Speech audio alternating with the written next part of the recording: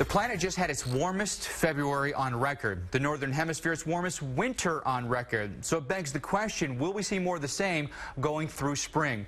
For answers to that, we welcome in this evening the acting director of NOAA's National Water Center, Dr. Tom Graziano. Dr. Graziano, thanks for being with us. Let's talk about what's happened. Boy, it seems month after month now we are setting temperature records, numbers we've never seen before. What was the driver behind February's temperature record? Well, the driver behind the recent record temperatures, particularly for February and throughout the winter, was a near-record El Nino that we experienced this winter. It rivaled the 1997-98 El Nino event. And frankly, what we saw along the northern tier states in the United States, in some areas, temperatures on average, the 3-month averages, 5 degrees or more above normal. In some isolated areas, 8 degrees or more above normal. What's the consequence of that? Well, the consequence of that is that very limited snowpack, reduced snowfall and very limited snowpack this past winter. So along the northern tier states, not a whole lot of snowfall. What that bodes from a flood perspective is limited snowfall means limited snow melt, or in the absence of snow melt in some areas.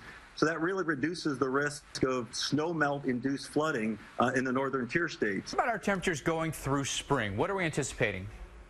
Well, our NOAA's Climate Prediction Center recently released their spring outlook and 3-month forecasts of both temperature and precipitation anomalies. And what we expect from a temperature perspective is more of the same, quite frankly.